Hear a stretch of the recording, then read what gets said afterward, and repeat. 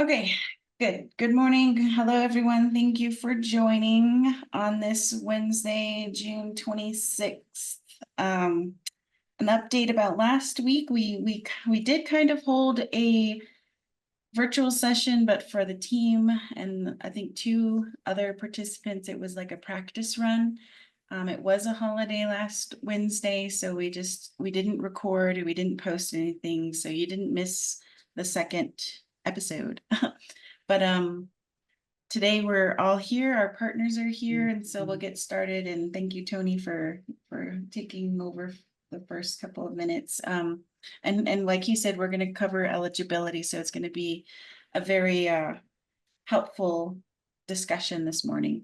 So for all of our partners and everybody just joining and learning about what's going on every week, we're holding these virtual information sessions to post to the public to help prepare our communities, our Navajo businesses, our networks, to prepare for this upcoming opportunity. And NSBCI, or Navajo Small Business Credit Initiative, is a new loan program out of an opportunity presented by the U.S. Treasury. And once before, states were eligible and not tribes, but this time, this round, they call it SSBCI 2.0, tribal governments are eligible to apply. So we're trying to provide these information sessions to help share this information, provide updates in real time once we get them, because things are changing every week, but also every day for our program and how we're designing and creating it. And this is where we're going to be sharing that information, as well as helpful tips in helping your businesses and your networks apply once this program is launched. So today we're going to be covering these items here. We're going to go through, of course, every time we're going to introduce our partners. We'll go through a short recap to cover small things that we discussed, small but important things we discussed in our previous episodes. And then we'll cover eligibility. And then I'll have Q&A at the end of the discussion or presentation. You can send your questions to the chat box, like Tony mentioned this morning, and we'll try to get to those questions. But it's very important, and we appreciate your questions because we're trying to relay this important information to you, and we could do that by answering your questions and then providing those questions in a FAQ on our website once we get that going. So before I go on, please always refer to our website. I know it's still under construction and being developed at this time, but we will be sharing a lot of that information, upcoming new different things that have changed on our website, nsbci.org. And it says thank you for coming. But yeah, and also our social media accounts for each of our partners, and we'll get into that too as we go along in the slides. So for that, let's go ahead and do some partner introductions very quickly. I'll go first, and then we'll go to Change Labs and then the Chamber team. My name is Alicia Murphy. I work with the Division of Economic Development. I'm the economist within the division. I've been working with the SSBCI and NSBCI project for about almost 3 years now. So there's a lot of moving parts within this program, and none of this would have been possible without our partners. And from DED, we've also are starting to incorporate more and more of the regional business development offices.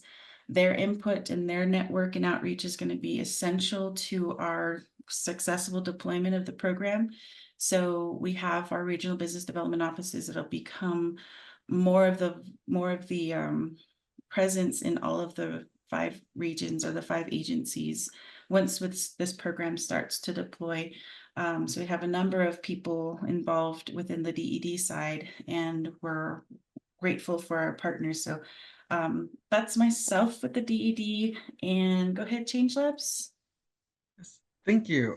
Yes, hello. I'm Swarbansky Little. I am with Change Labs, as Alicia just mentioned, and I am the leader of commercial credit and operations here at Change Labs. And so what I deal with here are dealing with managing the SSBCI program itself as far as the loan guarantee and the loan participation programs, and managing our partnerships with the lenders. So currently we have about 3.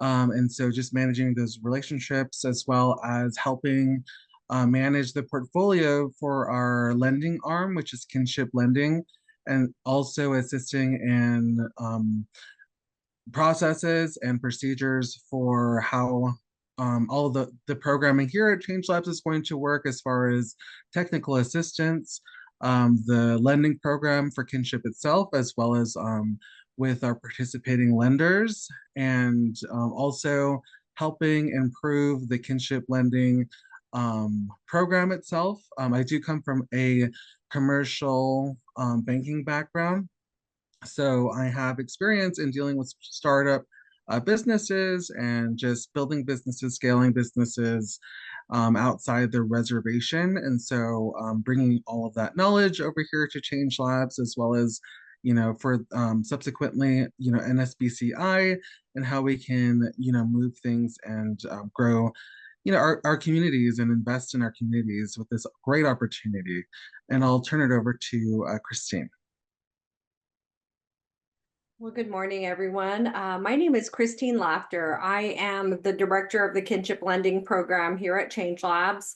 I've been with Change Labs now for about 4 years, and we have been lending to Native entrepreneurs since 2020.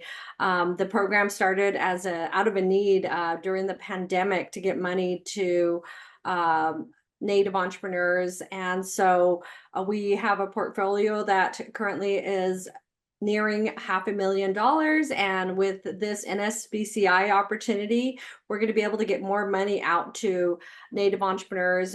We offer technical assistance, including a financial education program to our borrowers. So it's a 6-part program. And we have topics from budgeting, basic budgeting for yourself, and then also planning for retirement.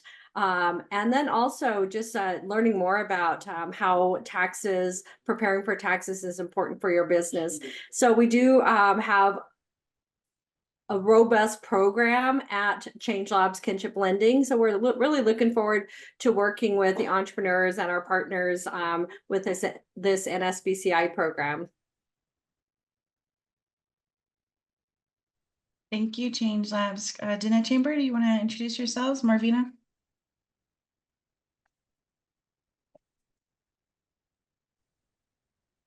All right. Yat a Shay Marvina P and a Shan Nashashin Aro Toglini Nashin Hashkishni Dashache Kachini Dashanala Vistaltode Nasha Aro a Koshagan. Good morning, everybody. My name is Marvina Pete. I am the chair for Dineh Chamber of Commerce. We are tasked with providing technical assistance for legal, accounting, and auditing for any of the loans that are going to be going through this program. In addition to that, professionally, I'm also the Senior Business Account Officer for First Southwest Bank, and I work at a Cortez and support small businesses, both within this rural area and on the nation. I'm very happy to be here, excited to listen to today's content, and want to be of service and answer any questions that may come up. Just as a side note, I did put a few links inside the chat. I put the official NSBCI website. I put a guide out there. And if you go toward the end of the guide, there's some frequently asked questions and some qualifying questions in there as well. Also added Change Labs website, the Chamber's website, and DED's website.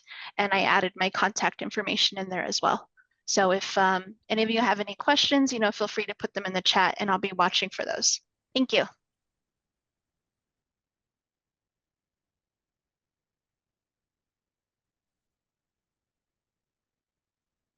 Tony, do you want to quickly introduce yourself?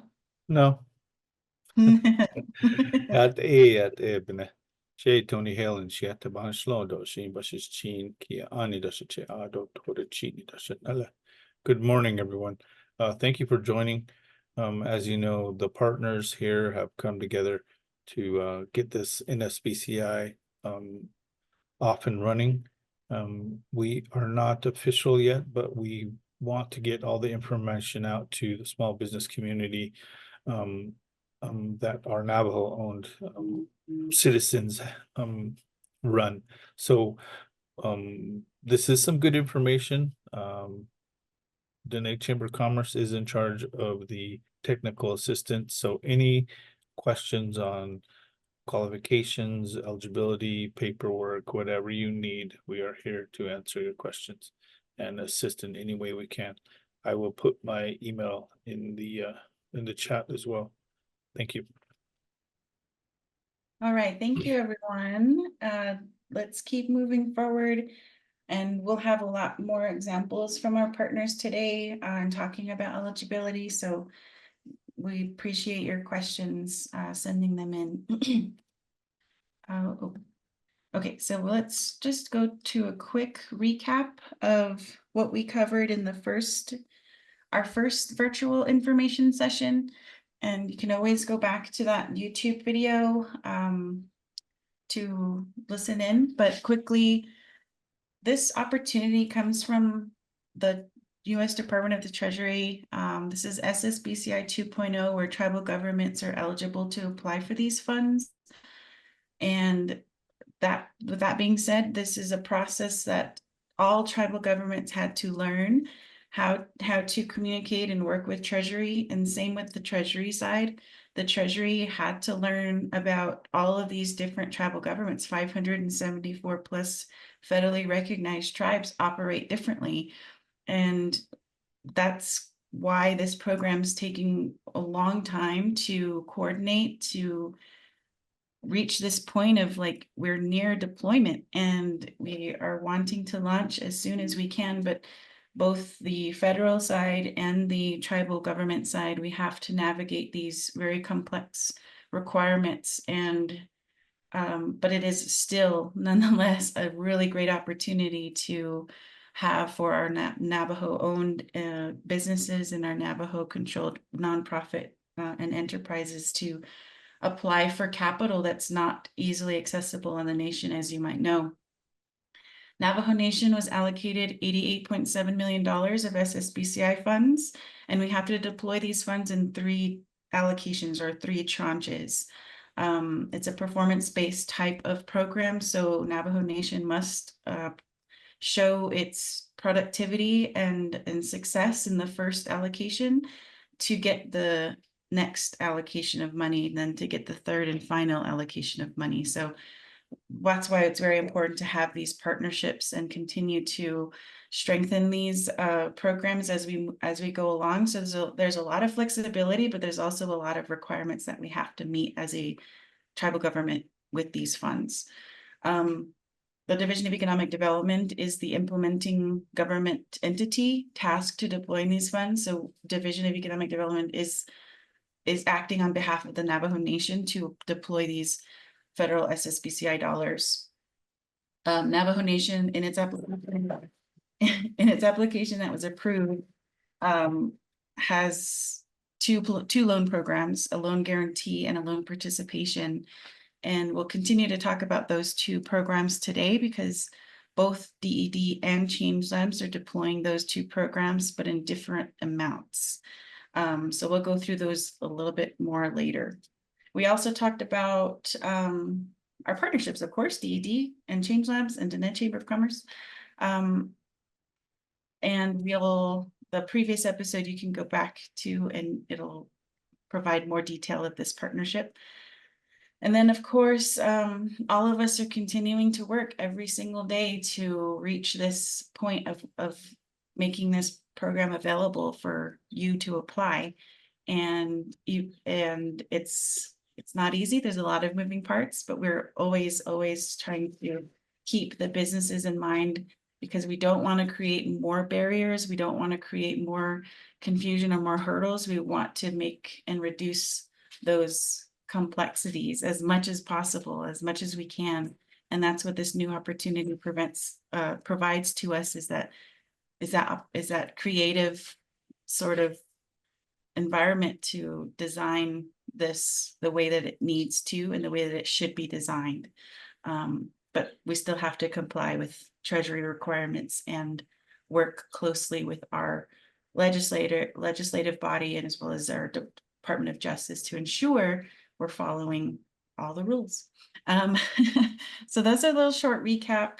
And again, always go back to the episode previous so we can you can have the information about all of these things more in depth. Okay, so today's topic, NSBCI eligibility, and when we don't have something clarified or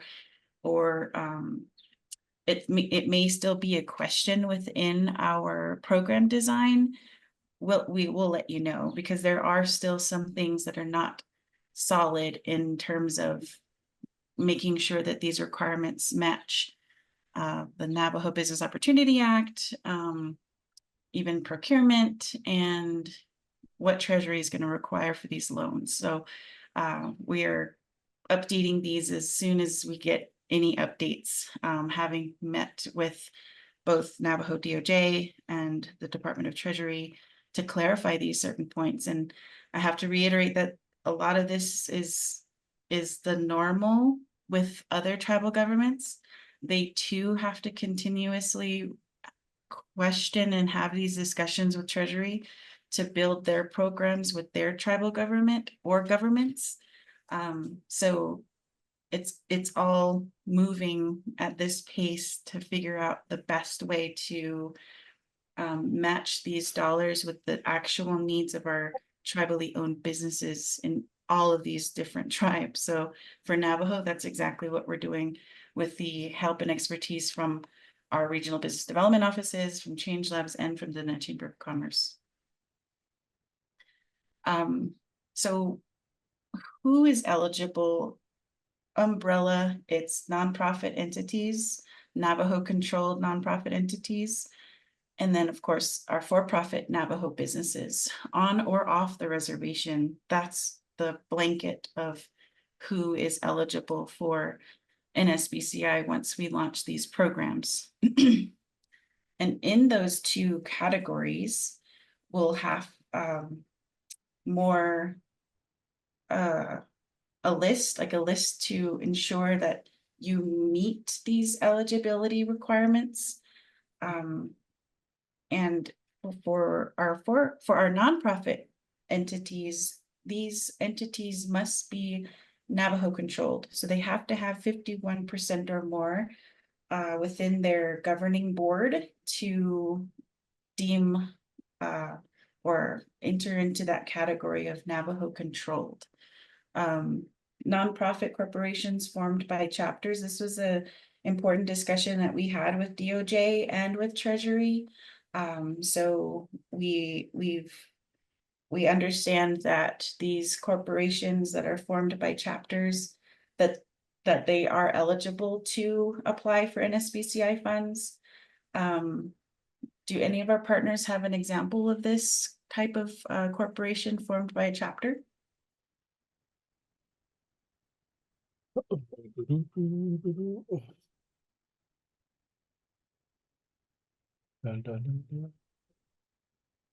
Tony, do you have anything? I can't remember the name of it. I know Shanto has, I believe it's a restaurant, not a restaurant, but like a little cafe. Mm-hmm. I can't remember the name of it, but that is an example of a business owned by a chapter. Mm-hmm. Yeah, and some of these examples or entities that fit into that category will most likely be handled case by case, as it was discussed in some of our council sessions to understand that difference between Navajo controlled corporations, or I'm sorry, a nonprofit corporation formed by a chapter versus a chapter owned business. So that's going to be important to continue to identify when we go forward in releasing this information to the public. And again, we want to make sure that a lot of our businesses in our community that benefit the community, we don't want to turn them away. We want to make sure we find some way to help, if it's NSBCI or if it's another program, or if it's changing something within our legislations to help them become an eligible party. That's another thing we can also discuss at the time. And in terms of all of these components of being eligible, these businesses and nonprofits have to use these funds for what Treasury defines as business purposes. And this was a question during our in-person forum we held a couple weeks ago, like what are business purposes? And to these boxes here, these can these are in the Treasury guidelines. So you can look these up yourself if you're curious about learning nonprofits and what the business purposes is identified as. But startup costs and working capital, purchase of construction for renovations or franchise fees, professional services, purchase of tangible or intangible assets, equipment and inventory. These are federal funds, so like anything under the federal guidelines that is ineligible is what we're going to be following also. Do Change Labs or Dineh Chamber have anything else to add here? For ineligible or anything on this slide?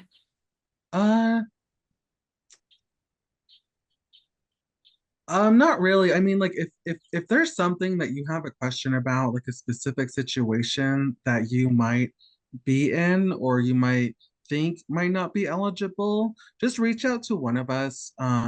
My contact information's in the chat, and we can talk through what that could look like and if you are eligible or not. And this is Tony. When we list startup costs, we're also and I guess could be included in franchise fees, is that you're eligible as well to, if you want to buy a business and continue to grow that business. So I wanted to add that in. Thank you. And again, yeah, you can search for the Treasury guidelines, which have also been adjusted in the past couple of months, not specifically on eligibility, but on other components of this program. So as we adjust to Treasury's guidelines, they also adjust theirs. So we're moving in this wave of program design to make sure that we're following all of these things to a T. And I think a lot of our tribal governments, so some of us have attended a tribal government summit a couple weeks ago, and it was sort of the consensus that Treasury created these constraints without full understanding of tribal governments and tribal sovereignty. So it's out there. It's not just Navajo's complex system. It's a lot of the tribal governments. So when we talk about eligibility, and everyone's on the same page that we don't want to create more red tape or more hurdles, but we're trying to work it through. And that's what we have at our fingertips at designing these programs. And now for the for the for-profit entities, those eligible entities include our Navajo enterprises, our Navajo-owned small businesses, and the small businesses in Arizona, New Mexico, Utah that can demonstrate that they employ or will employ a significant number of Navajo citizens, or they show that the benefit to Navajo Nation is significant, and that could be employment or providing products and services to the nation.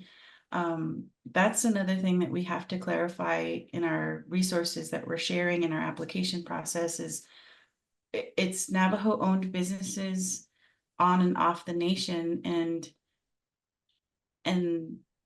that's going to be for both profit and for nonprofit entities.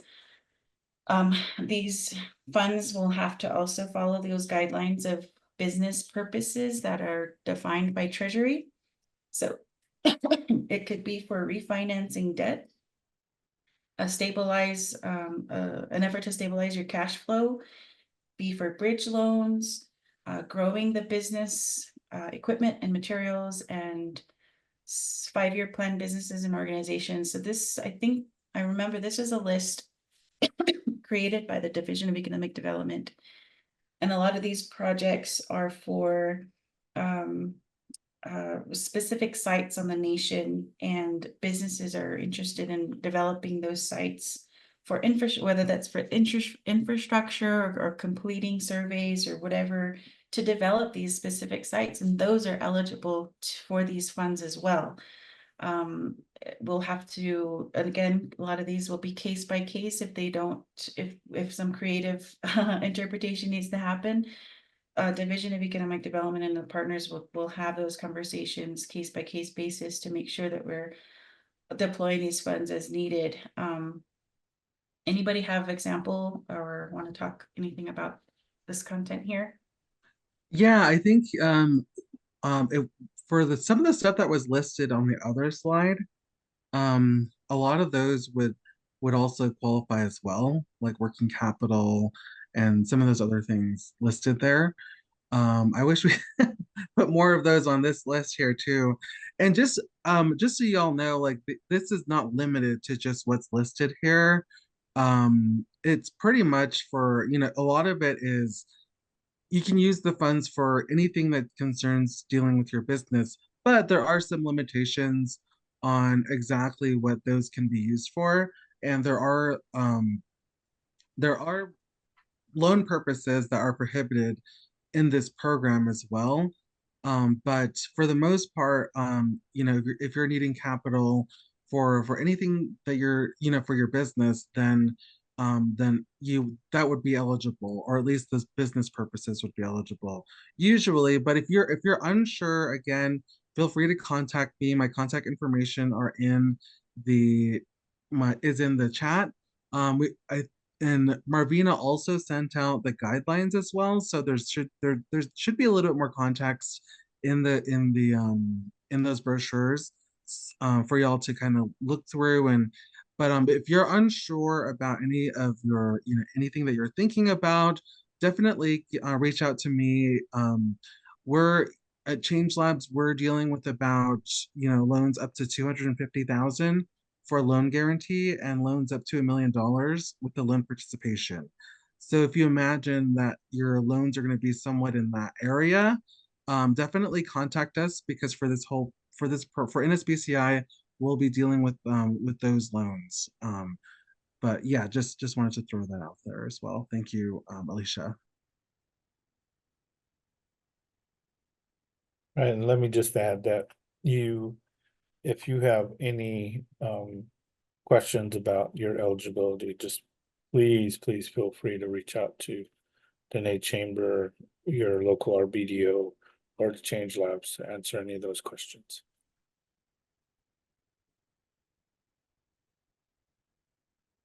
Thank you for those comments, and that's very true. The resources are not in development, but getting these resources posted and developing with the team the best way to update and keep these questions and answers, I guess, updated is something we're developing now.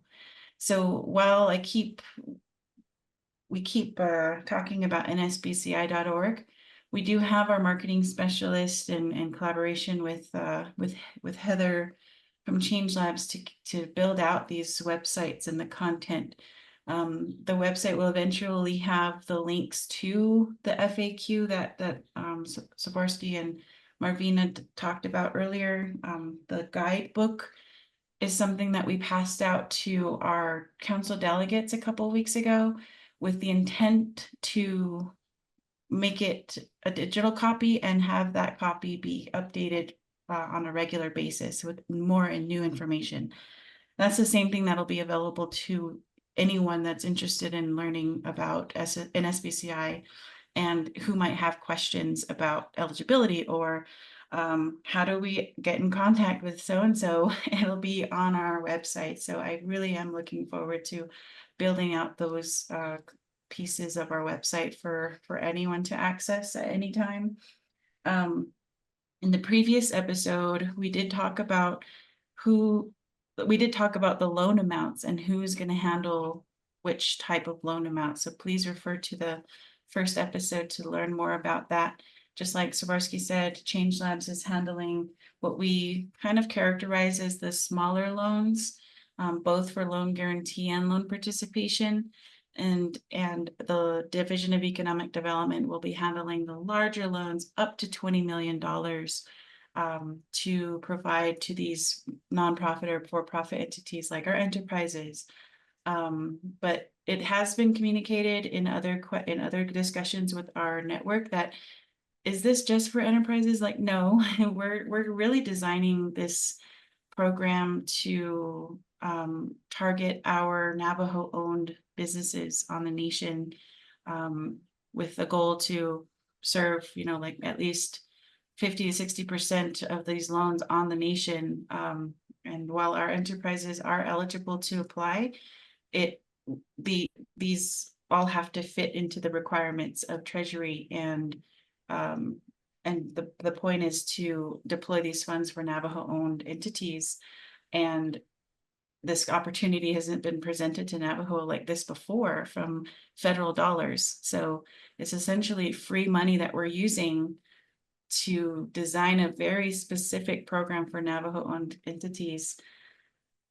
And it's going to turn it, the impact after the deployment of these funds is greater than we can actually I could comprehend at this point, because it's a revolving loan opportunity, essentially turning free money from the federal government into money and capital available to the businesses on the nation. Another thing that will be available very soon is a sort of pamphlet or a brochure to summarize a lot of these key points for all of these programs and for our partners. I just pulled one out of my work bag, and it's been finalized, and it just needs to be posted. So same with the booklet, same with the flow chart. So those things are going to be coming to our website very, very soon. Speaking of, we do have some FAQ questions that we can go over today, and we'll look at the questions at the end of the end of the hour if you have anything that needs to be clarified. So for the third bullet point here, can an applicant apply for a loan through Change Labs and DED? Does anybody want to tackle that one? Barsky, Christine?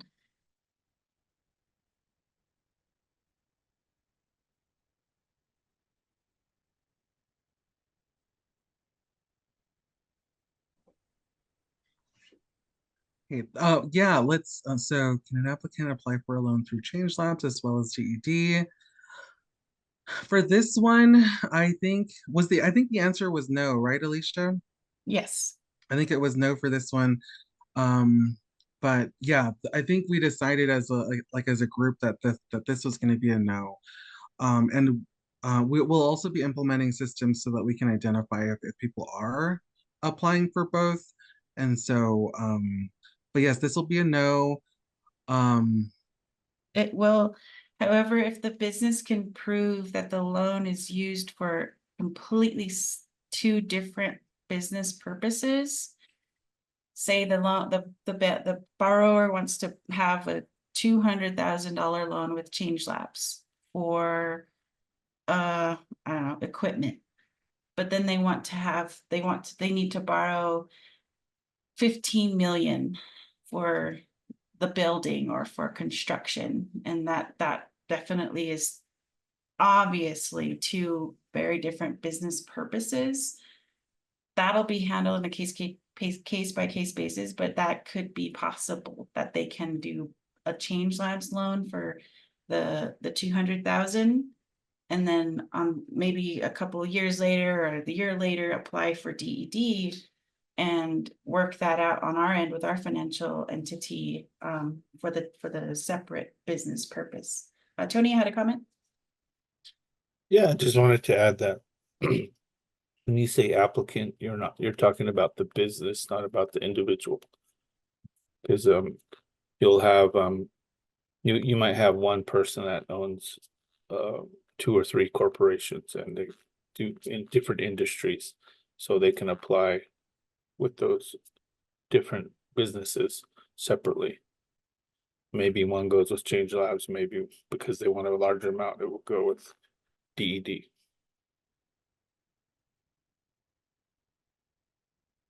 Correct.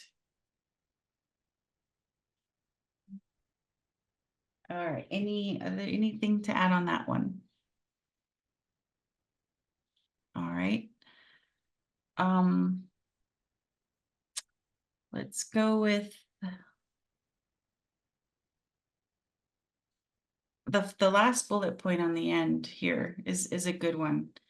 And are applicants who have secured an SSBCI loan in a state eligible for a loan with Navajo SSBCI dollars?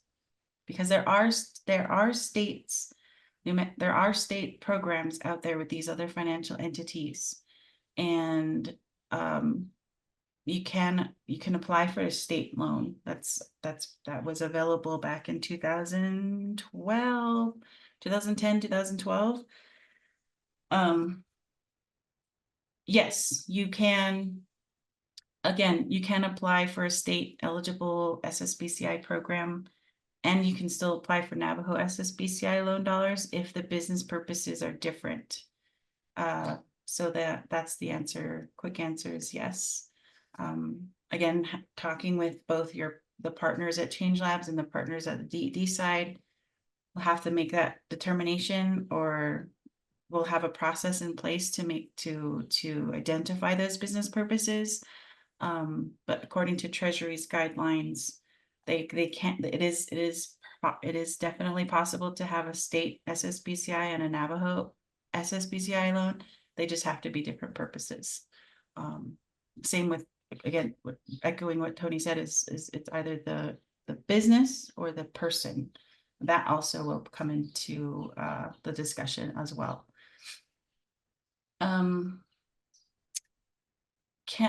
first bullet point, can an applicant in debt to the Navajo Nation apply?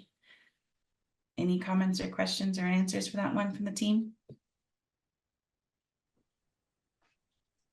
I think for this one, it's a no, and it depends on if the debt has been not charged off, but if it's delinquent debt. Like if if a business owner or a business applied for a loan with the Navajo Nation and are currently delinquent and are past due on their loan, or maybe there's a delinquent debt with the tribe, they won't be eligible for the program. The question that was posed was, what if you have a business who is delinquent with lease payments to the Navajo Nation? I think that we were waiting to hear and get a final decision on that.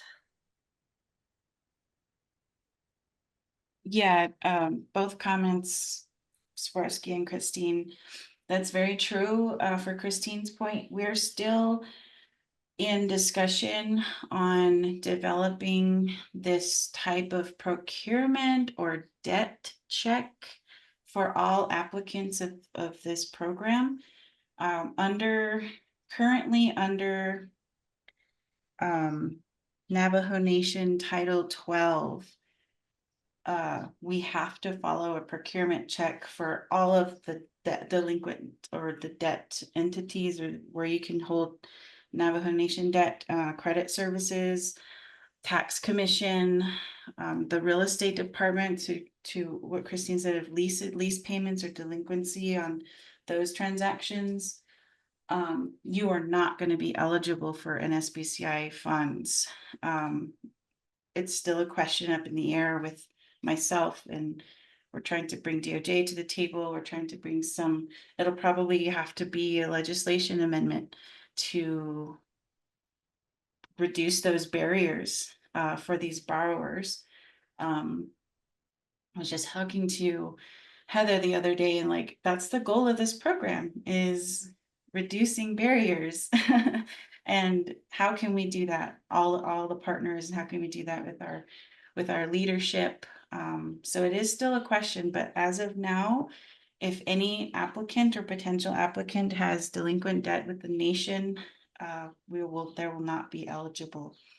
So it's kind of, that's the complexity that we have here. And it was just a discussion, was it yesterday at the Budget and Finance Committee on procurement requirements? So these are real-time things that can impact our program.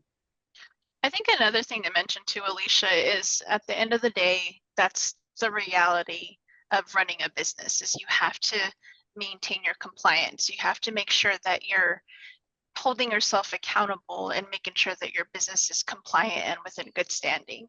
So the reality of those situations, if there is money owed, then it would have to be paid. And so like ahead of time, that's part of the reason why we're out here, you know, banging on this drum and creating awareness. That way, you know, potential applicants for this program have time to get within compliance, to pay off some of those debts. That way they're able to be lendable when this program rolls out. Right. And on that note, you know, being in compliance, whether it's the lease or whether it's making sure that all of your annual reports are filed with the Navajo Nation Business Regulatory, or being up to date with your taxes with the Navajo Tax Commission, you know, all of that falls into place where that's kind of the foundation. Before you even apply, you have to make sure you're in compliance, whether it's with the Navajo Nation or with your state, because you can be a Navajo-owned business registered with the state of Arizona, New Mexico, Utah, and if you're not in good standing with them, then you still can apply for the NSBCI funds. Really good Oh, point. I wanted to also just add one more point. Was that for the loan purposes, for loan, you know, for the loan, you're not, or at least the loan purposes, you're not allowed to repay delinquent like taxes on, you know, with the loan with this program as well. So if you're thinking like, well, I should just get a loan to pay off that debt, that's prohibited as far as like for loan purposes. And I just wanted to add that too. That's correct. Thank you for those comments. And to Marina's point, and what we had a discussion a couple weeks ago in this virtual session was, this is a program, if you're in compliance and you might have to start in compliance with tax commission, or you might have to start paying back some of your delinquent debt. This is a program that could incentivize and help encourage you to do so, to become an eligible borrower, to reach that next step of your business.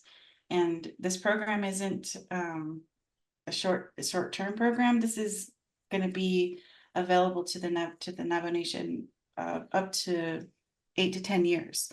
So starting now to learn about your business status, and where you might need technical assistance, or where you might need some guidance in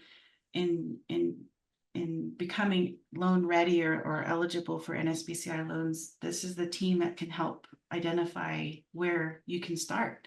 And with these virtual info sessions and how we're continuing to provide updates and learn day by day how we're making and designing this program, could help us to make sure that we are reducing barriers within this process as much as we can, as much as Treasury allows, and as much as our Navajo Nation law and code allows that we can reduce these barriers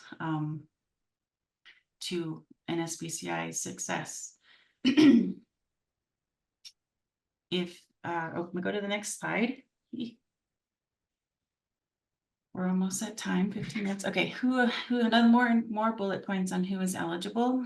The business will have to show 51% ownership and control by a Navajo Nation citizen. Nonprofits with the majority Navajo controlled at the governing level, like I mentioned before, will be eligible to apply for NSBCI loans. Non-Navajo owned businesses that employ, we're going to have to put a very specific number on this, but they have to employ a significant number of Navajo people to demonstrate direct benefit to the Navajo people. They are also going to be eligible to apply. This is still language in our requirements that is still being addressed by our team at DED as well as Navajo Department of Justice. Because we have some examples on the nation of non-Navajo owned businesses, but they employ a large number of Navajo people, and they will commit to continuing to employ like 90% Navajo people. Like, we want to come up with some number to make sure that the benefit of this opportunity to that non-Navajo business owner still comes back to the nation in a very important and impactful way. So that's an example where we are trying to keep it on Navajo, or keep it within the Navajo Nation as much as possible. But according to Treasury's guidelines, non-Navajo owned businesses, but are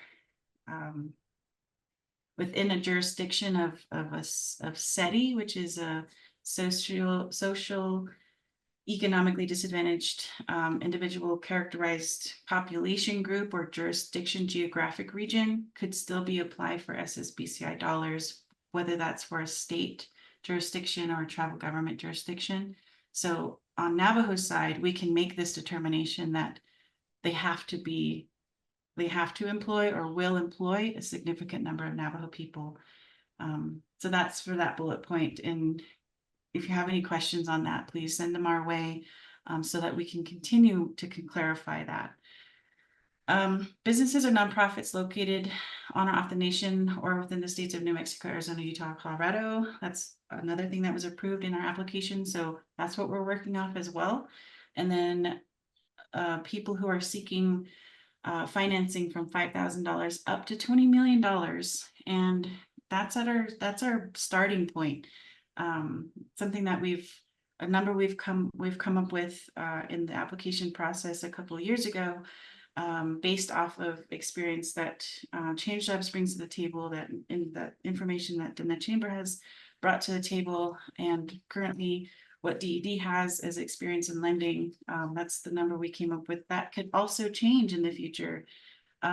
It could be less than $5,000, I think, but we can also include larger loans beyond 20 million. But that's a discussion for the next couple of years. But this is where we're starting, and I think it's exciting that this is a wider range of amount of loan dollars.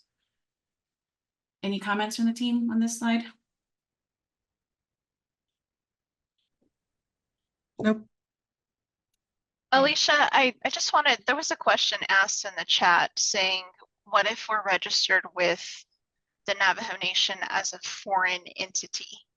And I saw, Tony, you had an answer there. Do you want to go a little deeper into that? Yeah, you can be a foreign registered as a foreign entity means that you're incorporated somewhere else, in another state, in a state somewhere else.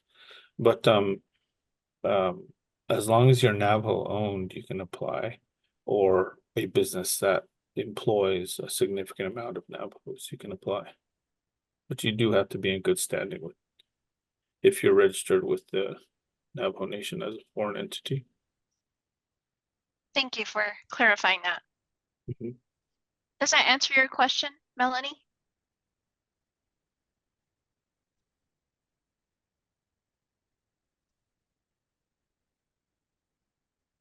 and we can touch on that. We have a couple more slides and then Sure. we'll Go get ahead. up more discussion. Here's an important slide that we are going to probably continue to grow to make things more clear in our shared resources. But who is not eligible, and we discussed this too, is businesses or nonprofits that are not in operation yet. And also anyone who, a business or nonprofit that is in delinquent debt to the Navajo Nation. And those are the offices that will be included in that procurement check to make sure following the Navajo Business Opportunity Act, following Title 12 with the Navajo Code, we have to do this procurement check with these offices. And that's still in development. As of today, as of a couple of weeks ago, we've been talking about this as a barrier, and we want to reduce that barrier. So these are the two that we discussed earlier. I also wanted to quickly share that this flow chart is something we shared with our leadership a couple weeks ago to help us walk through, or at least visualize, how these programs are going to be and how our borrowers are going to navigate these programs. This document or this file will be available on our website very soon. And I don't know, Change Lives, do you want to walk through this? I have the first one and the second one. Do you want to walk through it really quick? Anyone? Yeah, where did you want to start? Let's start with loans less than 250K. Okay, so let's see here. So for this first slide, if you're looking for a loan less than the amount shown there, 250K, and you're ready to apply, so here it'll say yes. If you say yes, it'll take you to the next step for what you need to do, which right here, for the loan, so you'll be essentially going into our loan guarantee program for that. And so there's going to be two amounts that, or at least two programs, or at least two ways that you can get money depending on the amount of funding that you're looking for. So loans, if you're seeking a loan less than $50,000, you're going to be looking at applying for the kinship lending program. And then for loans between 50 and 250,000, you'll be looking at getting a loan from one of our participating lenders other than with what we have for kinship. And so what'll happen here is that you'll complete the loan guarantee pre-application, and there, it'll what'll happen is we'll kind of ask questions and kind of learn more about what your business is, what your loan purpose is, and mostly about pre-qualifying questions there as well, to indicate if you're eligible for the programming. And then after that point, you'll meet with, let's see here. So for actually, I'm kind of jumping ahead here. So if you're going to do 50,000 or less, you'll apply for the kinship lending application there. And then there's a 30-minute screening with one of our Change Lab staff members. And most likely it'll be Christine. And then on the other side, for loans 50,000 to 250,000, once you complete the pre-application, you'll meet with someone from Change Labs. That'll most likely be me. And then so let's start here and then go back a little bit. But after you meet with me, and then you meet the criteria for what you're looking for as far as your loan, whatever loan you're trying to apply for, we will set up a meeting with you and the lender where we will discuss what your loan request is going to be about, and kind of learn more about if there's any questions that the lender has, addressing any of the, anything else that, that the lender might want to ask. Because depending on the lender that we are going to use for this, they might have different questions. And currently we're looking at adding another lender here. So their processes will be a little bit different from each other, and that's why the meeting with the lenders is going to be important, so we can learn more about what is needed for the loan request, if there's any deficiencies or things that we need to address. And that's where this TA comes in here. So let's say we meet with the lender and they require last year's to audited financials or something like that. And that's what'll happen is, if you don't have the resources to pay for that, or something like that, then we could refer you over to Dineh Chamber to have them refer you over to an audit to an accountant to help you prepare those financial statements, and they'll pay for that service to be for that to be paid. And then once that's completed, and if that's the only thing that's needed for that transaction, or at least for what's needed for that lender, we'll bring you back to the lender, and then continue on with the loan application. And then we'll switch over back to the kinship side. The 30-minute screening, in there, we'll kind of assess if the business is actually, ready for the loan, depending on where you lie, with your business. If you haven't even started your business yet, things like that, we'll kind of assess where the business is currently at. And so if we deem that you're eligible to participate in the kinship lending program, you'll be admitted into the kinship lending. And so how that will be formulated is that we will have cohorts where once we have a certain group of people that we want to move forward with to start the cohort, that'll be announced, and then all the applicants who were admitted, we'll contact them, and then we'll start setting up those arrangements for the next steps after that. But let's say your business hasn't started yet, or something where you still need some development with the business. What'll happen is we can provide, or at least Change Labs can provide, technical assistance and refer you to our other team members, as far as like with our entrepreneurial support programs with Holly and Raquel. If there's some type of um, kind of like information, sessions as far as like how to run your business. And currently we're developing like a loan readiness program. And so once that is available, you'll kind of see that show up on all of our social media platforms.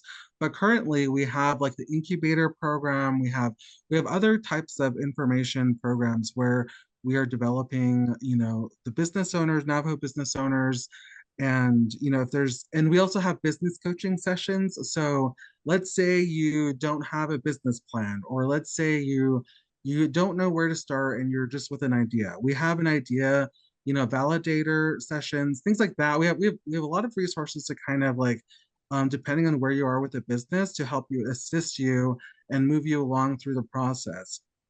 And so that's kind of where that step is there, and what we're and what that kind of looks like. But yeah, I think did you have any questions, Alicia, for that you wanted to add there? No, hope that was a great rundown. And what I would like to emphasize though is that for any stage, a business might not know exactly what amount they want, or you don't have to go directly to Change Labs or directly to DED. We're going to have a shared pre-application stage, like at step 1 here. The pre-application is going to be the same for all partners and any amount, and this will help us on our end direct you to who and where you go. It's pre-application is going to also help our teams organize the services, whether you're going to be directed to technical assistance first. Maybe at the pre-application stage, we identify and triage each business for this checklist. And if anything's missing, we know exactly where to send you. So the borrower, or the person interested in the loan, isn't going to be running to 20 different offices.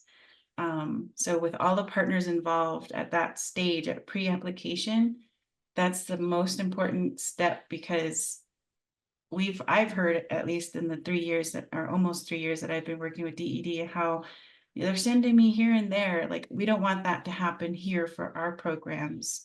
And as much as we can reduce that chance that it might happen, or may not happen, we don't know.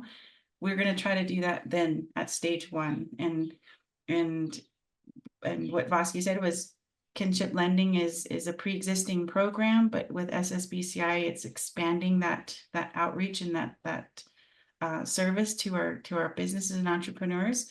And then the RBD on the DED side here, for loan guarantee, if you're seeking a loan from 250,000 up to 20 million, and this is and after the pre-application, you meet with the RBDO or you meet with another staff member at DED to determine the forward progress with our lender. And for the kinship lending, I want to also emphasize that the requirements for this program in the underwriting and working with the lender is different than what DED will have for their amounts here.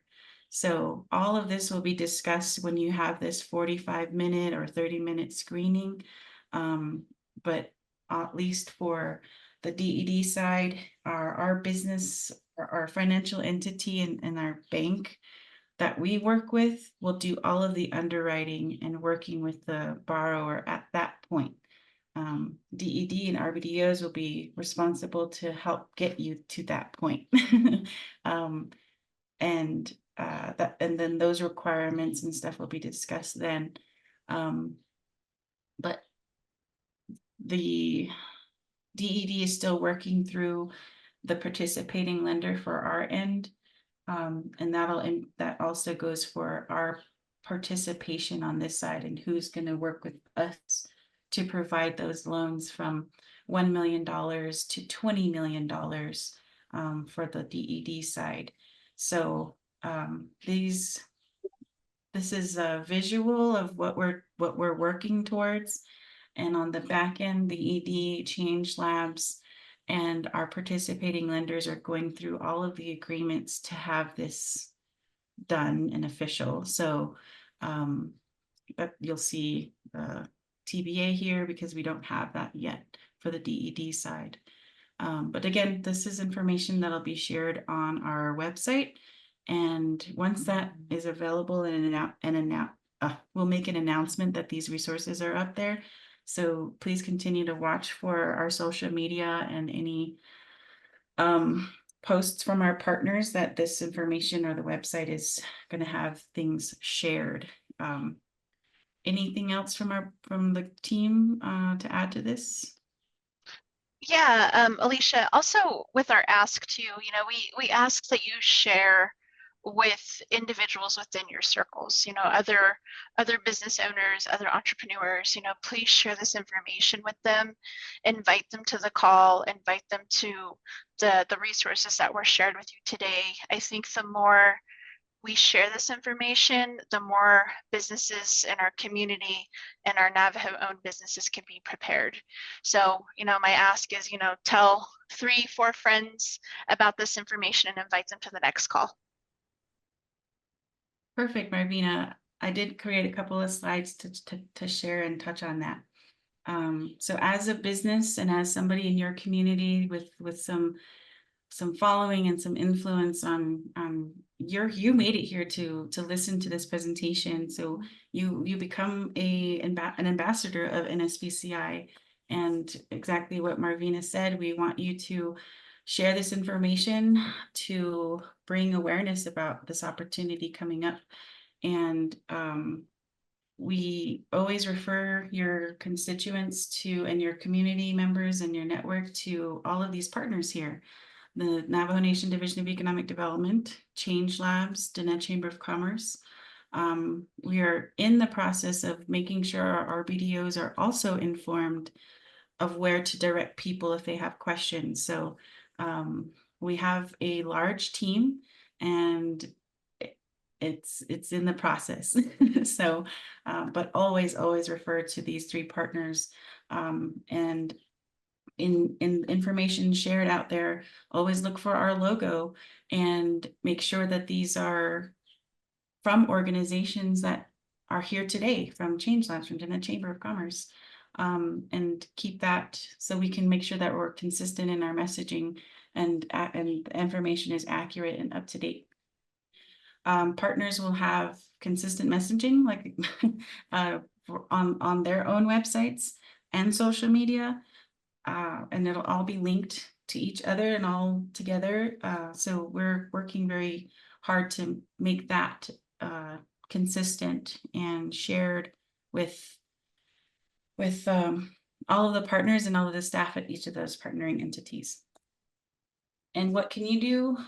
Yeah, share nsbci.org with your communities. Talk about it with your chapter. We will soon have, I think we'll soon have printable like little flyers that are printer friendly, but like you can post it at your chapter or share it in a digital format to your network or your email listservs. Invite your partners to come learn about NSBCI. In this series of virtual information sessions, we also want to start to bring in like a workshop type thing with maybe tax commission can share their 10 minutes or 15 minutes of how do you make sure you're in compliance? What does that look like? We'll probably bring on other partners like what Dineh Chamber will have on board with their accountant or their legal resources come on for a 5-minute or 10-minute presentation on what does this paper look like, or how do you approach this question as a business or a nonprofit. If you're a foreign entity, like the questions that are brought here, we can address those too on these virtual sessions. And we have an idea that the last bullet point there is we have an idea to start to participate in the Office of the President, Vice President's Lunch and Learn to start to bring awareness on that platform as well of this program coming up soon. Stay tuned type of thing. So we have a lot of ideas and we just we're going with the flow and a lot of moving parts, and we just want to make sure that we're all consistent in our messaging. Find the latest in NSBCI, and next week is July 3rd, so our partners will have we're going to be talking about loan readiness and also technical assistance next week. So keep a lookout for that one as well. If there's nothing else from our partners, thank you all for attending. This will be posted on YouTube very soon, maybe tomorrow, and can share and invite people to attend next week's as well. Thank you, everyone. Oh, we didn't even go through questions. I was just going to mention that. Okay, I'll turn it to Marvina and Tony if you want to address some very specific questions. I think we knocked all of them out. The only new one that we have in there is, do we have a LinkedIn page for this info yet? That's, I think, the only one that we haven't tackled yet. Mm-hmm. Are there any plans to create a LinkedIn page? I don't think so. I know the chamber has a LinkedIn page, and we've been sharing on that page, and I think Change Labs also has LinkedIn as well, and I've been seeing a lot of their postings on there as well. Yeah, didn't we discuss that we would just gear everyone to the nsbci.org website? Yeah, I think that's for now. I think that's what we'll stick with, is all information is going to come from our main source, which is nsbci.org, or our social media, like our primary, which is for DED, it's Facebook. For now, but those are great ideas for LinkedIn at a later time, yeah, for this program specifically. Okay, and other than that, I think we answered all of them. Carrie or Melanie, if you have any additional questions that you'd like to ask, you're more than welcome to come off of mute and ask, but I feel that we've answered everything that's been asked in there, Tony and I. I'll also plug that the NSBCI email is also up and running now. So I'll put that in the chat as well, and a couple of us will be monitoring that on the DED side. So I'll put that in the chat right now. Go ahead, Carrie. I was wondering what the timeline is. I watched the video from the first session and it was undecided. Is it still the same? Yes, Carrie, that's correct. We are working to, our goal is this year. We said summer 2024. And that could still possibly be the case if we have internally DED has to go through the steps of setting up business accounts within the controller's office. So those technical things that we're still working through are going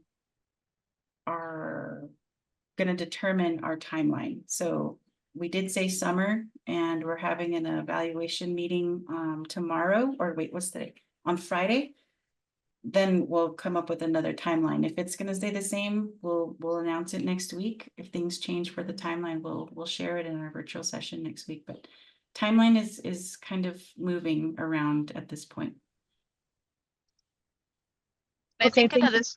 another thing to add to that too, Carrie, is, you know, sometimes the legislation doesn't exist to support some of the policies or some of the things that they're wanting to do. So that's also something that DED, Alicia, and our leaders are looking at and reviewing is, you know, sometimes maybe in order to execute this program, we don't have the laws to support that. So when she says we're looking at ways to make it easier to do business, those are just some of the tasks that they're trying to take care of and help get this program rolled out as quickly as we can. But trust me, our sense of urgency is there. You know, the partners on this call have been working on this for a few years now. So we're itching and we're ready and we're wanting the timeline to be pushed, and our sense of urgency is there. We're just kind of waiting on other departments to establish some things for us. Perfect. I appreciate that. Thank you. Another thing that we brought up last week and the week before, like after the call, like after the recording, and happy to share it here too. And each week that we go on is talk to your council delegates that represent your community and bring this up to them as well.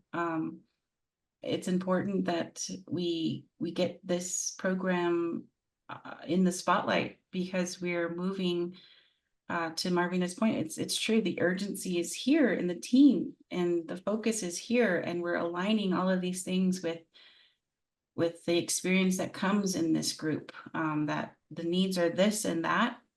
Our legislative needs to align with those as well, and not create more complexities or complications, but reduce those things. And not saying that any one leader is championing or against this program, but we have to have this spotlight to one, bring awareness and education. What is an NSBCI? And how is it helpful to our entrepreneurs, or to our established businesses, to our enterprises, to on and off nation? That education is very, very important. And it starts by, well, what is an NSBCI? How do we reach that? So the more we share, it's going to help us. And the more we answer questions from you, sending them in. And I just saw Christine's question. That's another thing we need to address.